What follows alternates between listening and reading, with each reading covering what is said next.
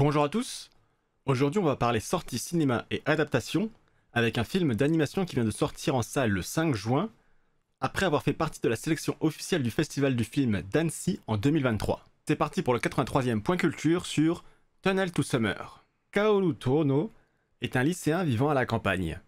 Un soir, alors qu'il erre après une dispute avec son père, il tombe sur un étrange endroit, un tunnel qui semble l'attirer à lui. Selon une légende urbaine, celui qui trouve et traverse le tunnel d'Urashima se verra offrir son vœu le plus cher en échange d'une centaine d'années. Et il semblerait bien que le tunnel que vient de trouver Kaoru soit le tunnel d'Urashima. Alors qu'il entre quelques instants dans le tunnel puis en ressort, il ne comprend pas tout de suite ce qu'il vient de se passer. En effet, ce qui pour lui ne semblait n'être qu'une poignée de minutes, il est en réalité porté disparu depuis une semaine. Kaoru sait très bien quel vœu il désire réaliser. Faire revenir sa petite sœur Karen, décédée dans un accident lorsqu'il était plus jeune, accident que le père de Kaoru impute à ce dernier. Et Karen était le véritable pilier de cette famille qui, depuis sa mort, a volé en éclats. Il va donc essayer de savoir si ce tunnel est vraiment le tunnel d'Urashima et comprendre comment il fonctionne.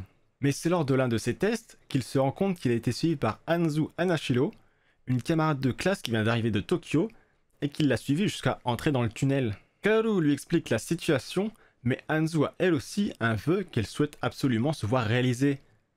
Ces deux camarades vont donc former ensemble une équipe pour étudier le tunnel et se voir réaliser leurs vœux.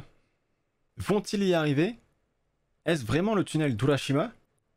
Que se cache-t-il derrière ce mystérieux tunnel? Eh bien vous le saurez en allant voir le film ou en lisant le manga.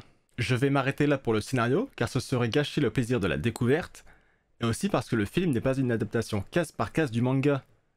C'est pourquoi, pour une fois, je vais tout de suite m'attaquer à la parution de l'œuvre. A l'origine, comme souvent, c'est un light novel avec Hachimoku Mei au scénario et Kuka à l'illustration. The Tunnel That Leads to Summer and the Exit of Farewells, ou Natsue no Tonneru Sayonara no Deguchi, dans sa version originale, est un light novel d'un seul tome de 325 pages, sorti le 18 juillet 2019 au Japon. Il n'a pour l'instant été traduit qu'en anglais en 2022. Ensuite, ce light novel a eu droit à son adaptation en manga, avec le mangaka Kaudon, sorti chez nous sous le nom de The Tunnel to Summer, The Exit of Goodbyes Ultramarine. Prépublié dans le magazine Sunday GX de la maison d'édition Shogakukan à partir de 2020, cette adaptation s'est terminée en 4 tomes, parus entre le 18 décembre 2020 et le 17 décembre 2021 chez ce même éditeur. Pour la France, c'est publié chez l'éditeur Mangetsu et les 4 tomes sont tous parus entre le 7 juin 2023 et le 6 décembre 2023. Et on ne peut que remercier Mangetsu à chaque fois de sortir ces séries rapidement et sans trop d'attente entre chaque tome. Pour finir, le light novel a donc été adapté en film d'animation réalisé par Taguchi Tomohisa avec les studios d'animation Clap pour la partie 2D et Chiptoon pour la partie 3D. D'une durée d'1h23, il est sorti au cinéma le 9 septembre 2022 au Japon. Et comme annoncé dans l'introduction, il était en compétition lors du festival du film d'animation d'Annecy en 2023. Et même plus qu'être en compétition, il a gagné le prix Paul Grimaud. Le prix Paul Grimaud est un prix qui est décerné au long métrage et qui a été inauguré en 2023 en hommage au réalisateur du même nom, réalisateur du film d'animation Le Roi et l'Oiseau. Tunnel to Summer est donc le premier lauréat de ce prix. Personnellement, j'avais déjà lu le premier tome du manga à sa sortie, mais je n'avais pas encore lu les autres avant d'aller voir le film au cinéma. Manga que j'avais acheté mais toujours pas lu comme tant d'autres. Du coup, après avoir vu le film, j'ai relu le premier tome et enchaîné sur les 3 derniers. Et ce qu'on peut dire, c'est qu'il y a eu pas mal de changements pour le film. Déjà, l'histoire se concentre sur Kaoru et Anzu, et met les personnages secondaires de côté, même s'ils sont toujours présents. L'histoire ne prend pas le temps de les développer, ce qui fait que les scènes les impliquant ont de fait dû être modifiées ou supprimées. De même que la relation entre Kaoru et Anzu ne se fait pas en classe, mais peu de temps avant, et certains points plus ou moins importants de l'histoire ont également été modifiés. À la lecture des 3 premiers tomes, je trouve que les modifications effectuées pour le film sont cohérentes et renforcent l'aspect narratif et émotionnel de ce dernier, sans traîner en longueur. Mais le 4e tome a pour moi une conclusion, pas meilleure mais un peu plus logique que celle du film et n'est pas à sens unique.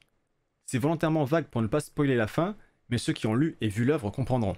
Je pense que si l'on prend les modifications du film pour les 3 premiers tomes qui renforcent l'aspect narratif et émotionnel, et que l'on garde la fin de la version manga, on aurait potentiellement le meilleur des deux mondes, mais là encore je pinaille. C'est une œuvre qui tourne autour du deuil, de son acceptation, et du fait de trouver sa place dans le monde.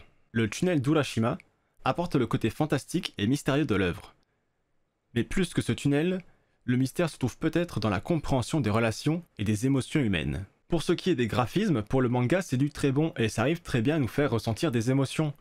Pour le film, c'est un mélange de 2D et de 3D, avec quelques différences avec le manga, mais principalement concentré sur le tunnel d'Urashima. Pour le manga, le tunnel ressemble à quelque chose qui a pu être construit par la main de l'homme, puis abandonné, ou dont on a oublié l'existence. Alors que dans le film, c'est bien plus naturel, comme si le tunnel n'était pas censé exister et qu'il sort directement d'une fissure dans la montagne. Ça renforce d'autant plus le côté fantastique et l'ambiance poétique instaurée par le film de l'intérieur du tunnel. Et vous pouvez l'apercevoir dans le trailer, je trouve les passages à l'intérieur du tunnel dans le film magnifiques. C'est l'heure de la note et je vais lui attribuer la note de « Il faut se perdre pour se retrouver » sur 20. Normalement, si ce point culture sort au moment prévu, vous aurez encore la possibilité de trouver des séances pour aller voir le film. Si le pitch vous intéresse, foncez. Personnellement, je l'ai vu ce dimanche, et le film ne nécessite pas d'avoir un bagage au préalable pour le comprendre. Comme pour le premier tome que j'avais lu et qui m'avait fait forte impression, le film ainsi que l'adaptation en manga dans son intégralité sont pour moi de très bonne facture et je vous les recommande. Surtout que ce n'est pas un film de 2 heures, donc pas d'excuse de manque de temps. Sur ce, j'espère que ce point de culture vous aura plu et vous aura donné envie de vous plonger dans l'œuvre. Chose inédite, j'ai 2 autres points de culture déjà écrits, car l'un était sur un autre film sorti récemment au cinéma, et l'autre était déjà en écriture, mais j'ai préféré faire celui-ci en priorité, pour que ceux qui seraient intéressés d'aller le voir en salle puissent peut-être y arriver. Du coup, le prochain point de culture devrait arriver assez rapidement.